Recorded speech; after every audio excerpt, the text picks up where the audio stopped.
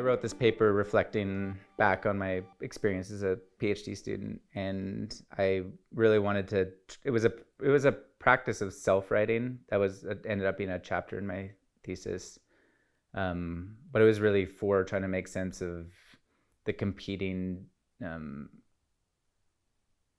demands and impulses through doing kind of public scholarship or transformative research, or different people call it different things.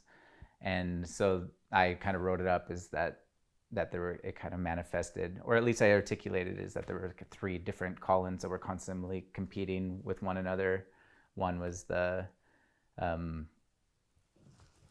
professional. No, start with like the public Colin, or the Colin that's really focused on community building and activism and work out in the community, that and kind of like that part of the work that I was doing, a participatory action research project, who then was in conflict often, not always, with the professional Colin, and with the demands of the university to become an expert and to be really proficient at research and to write well and to be rigorous. And then the third Colin was the critical Colin that really kind of emerged, especially through writing the paper, was trying to be really critical of the Colins and my role in the world, and who I am, and the processes that I'm involved in.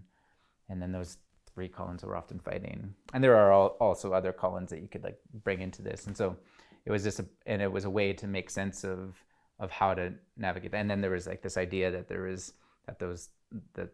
universe, or that my identity and my performance as a transformative or a public researcher was shaped by how I understood myself. And so writing that helped me understand myself better, but my like subjectivity and my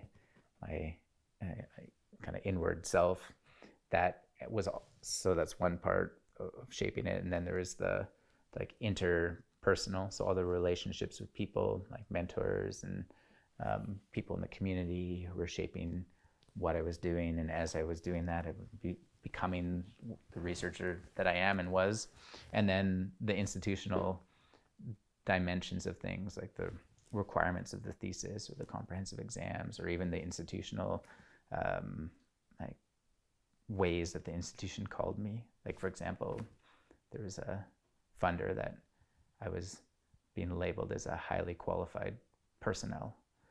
Just like even naming somebody as like that's what I'm becoming to the institution, for example. Like, and so all those things shape you, and by making that visible, this was a process of reflexivity again, and self-writing.